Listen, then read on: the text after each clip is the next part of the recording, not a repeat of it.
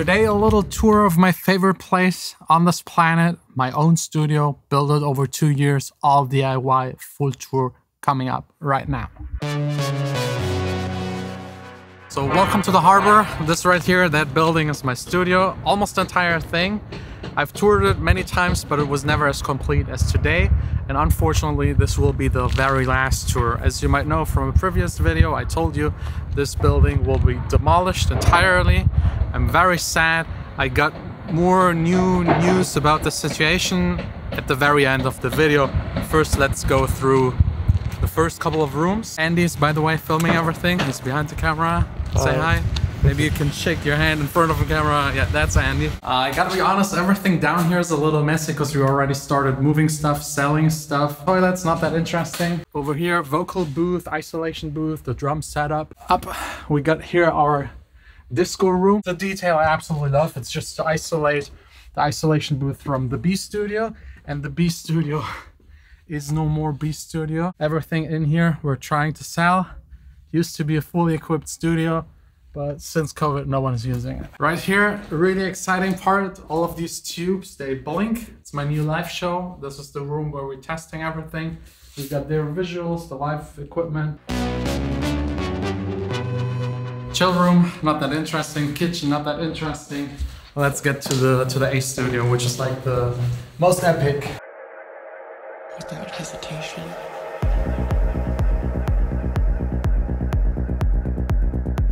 So yeah, this right here is the A studio, the place that I love the most. Before we get fully started, just one quick announcement. 2 of my songs are actually right now in the Beatport Top 100 Melodic Techno charts, which I'm really proud of. Thank you to everyone who supported them. They are linked down below in the description. And we got giveaways. You can win plugins, Isotope, the entire bundle, and a bunch more, all down below in the description described. And you can also get feedback by me, all of my 50 best top kicks. All you just have to do is support the song on Beatport. Everything described in the description. But yeah, let's get started. Synthesizers, I got a bunch of them. The last time I did a tour, I didn't own a single one. I just started loving twisting knobs, and I usually layer them. I'm half working in the DAW, half with all of the analog gear. So let's get through it really quick. We got here an original Prophet 5, sounds amazing, 5 voices, and this entire section right here, the polymod section, is what makes it really special to oscillators plus noise. Sounds amazing, and actually is in tune and everything. It got the tune feature right here. It was the first synthesizer that had changeable programs, presets that you could change and save. Absolutely love it. Right here, JP8080.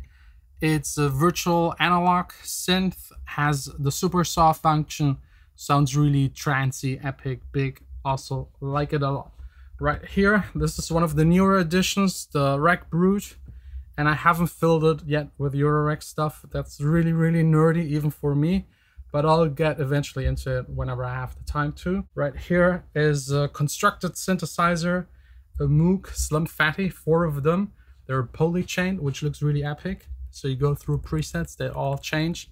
You twist the cutoff, all of them change. I absolutely love it.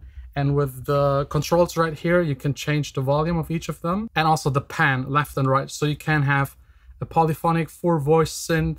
You can have a stacked and panned left and right and make it really wide, epic, and stereo. The original classic Mini Moog or Mini Moog, I just had to get it. It's very expensive, but I got it for half the price. It's my favorite by far. It just sounds raw, brutal, and you just look at it and you kind of know what sound to expect because it's very simple to set up. There's no preset saving or anything.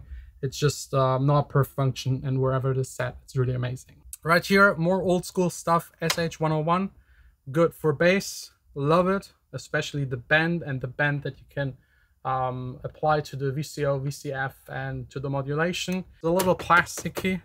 It's crazy for how much they actually sell right now. We got the Yamaha DX7, I think version 2. Yes, it has like 2 voices in there. One that I rarely use because it's, I mean, yes, it's FM and you can go in there and change everything, but it's a little too crazy. So I use it more for presets whenever I use it. Down below, basically same thing, Korg M1. A beast of a machine. There is nothing else that even sounds similar. It's that uncanny valley between like organic and synthesizer sounds. It's yeah, a go-to for strings and house organs, house pianos. Right here we got the Cosmos and the Zendelay effect pedals that I apply to the synths. I can patch anything in here to whatever I want and send it to the DAW. We got a second desk setup. They're both connected with a cable going underneath on the floor. There are no visible cables on the floor. That was really important to me. We got here the Tasty Chip GR1. It's a synthesizer that uses grains, so you can load it with sounds and use sections of it. It's like sampling on steroids using grains. You can alter them really nice for atmospheres in the background, pads, and just weird sounds. Same here, Iridium. It's basically like Serum because it can do wavetables. It's Serum as a real unit. And it can also do FM, particles. You can combine all of it with like 3 oscillators that can be anything. It's a beast. I still need a lot more time to really dig deep into this. I maybe know 5% of it, although I still use it quite a lot. Over here, a classic, the Super Jupiter. It's basically a cheaper version of the Jupiter 8, which is very expensive. It combines parts of the Jupiter 6 and 8 in one unit, and I think it was the first Roland with like MIDI integrated and was the last of the fully analog series as far as I know.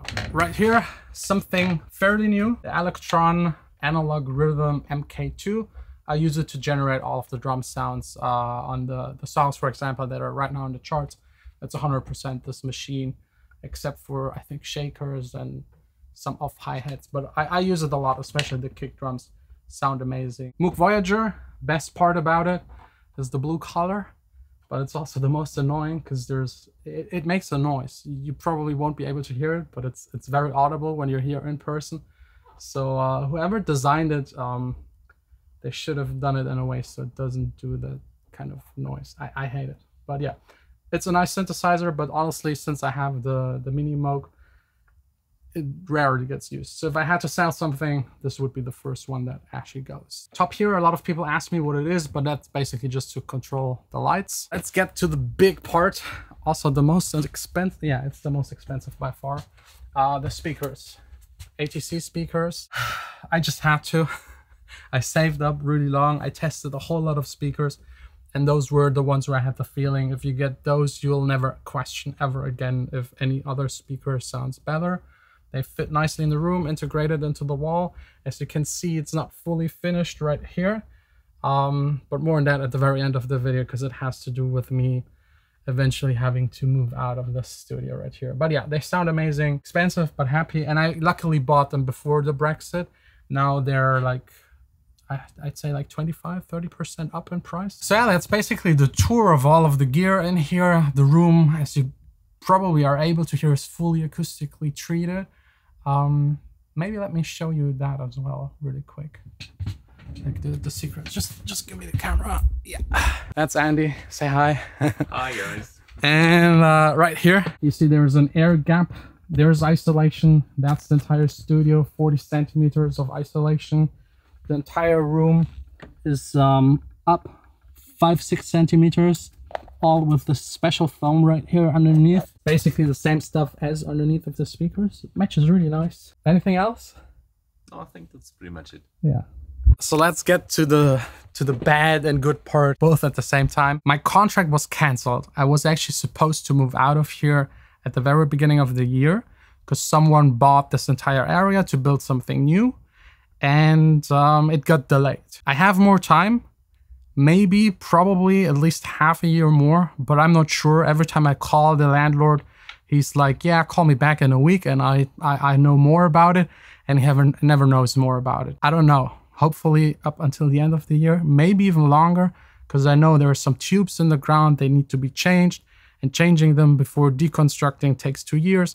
So I might be even here for longer. I don't know. But as far as I don't know, I'm not investing any money anymore in this place, at least not stuff that is constructed in here. That's also the main reason why the speakers are still not covered. I actually was planning on putting like a huge piece of metal on top, but that's not going to happen. Anyways, thanks for watching. Don't forget about my new song, giveaways, samples, feedback by me personally, all in the description down below. Thanks for the support. See you again soon right here in the studio.